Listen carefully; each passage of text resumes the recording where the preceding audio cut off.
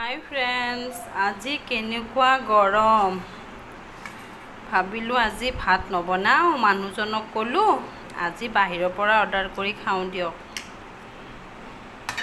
ক'ত আৰু আনিব বোলে মছলা বেছি, কিবা বেছি। নহয় অলপ কিবা বনালেই হ'ব দিয়া, সেয়াই খাম আজি। তেনেকৈ কৈ বজাৰলৈ ওলাই গৈ আনিলে ৰৌ মাছ আৰু আনিলে ঔটেঙা। এতিয়া ৰৌ মাছ আৰু ঔটেঙাৰে ঝোল খাব। বনাব লাগিল মই জুইত গৰমত সোমাই।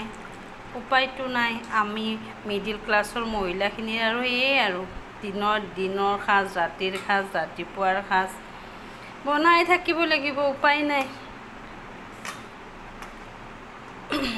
তাকে আৰু সেনেকৈ কিবা কিবি অলপ খোৱা কৰিলোঁ। বৰ বেছি বনাব মোৰো মন নগ'ল দিয়ক।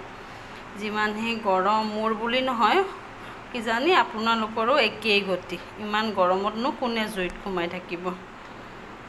কিবা অলপ সোনকালে বনাই খাব পাৰিলেই ৰক্ষা। যিহেতু ভিডিঅ'টো সদায় দিওঁৱেই আপোনালোকক মই, সেইকাৰণেতো আৰু আপোনালোকক দেখাবলৈ কিবা এটা বনাবও লাগিব, নিজেও খাবলৈ কিবা এটা বনাব লাগিব। সেয়ে আজি মই বনালোঁ ঔটেঙালে ৰৌ মাছ। মাছ এপিচ ভাজি ল'লোঁ, আলু ভাজি ল'লোঁ অলপমান, আৰু এয়া বেঙেনা আৰু বন্ধাকবিৰে মাছৰ মূৰটোৰ খাৰ বনালোঁ। আমাৰ এখেতে আৰু ফৰমাইছ দিছে অকণমান খাৰ বনাবা আৰু মাছ বনাবা আৰু লগত এপিচ মাছ ভাজি দিবা। আৰু কি থাকিল বাকী, গোটেইখিনি বনাবই দিলে দেখোন। তাকেই বনাই দিলোঁ দিয়ক। আমাৰতো আৰু উপায় নাই, বনাবই লাগিব।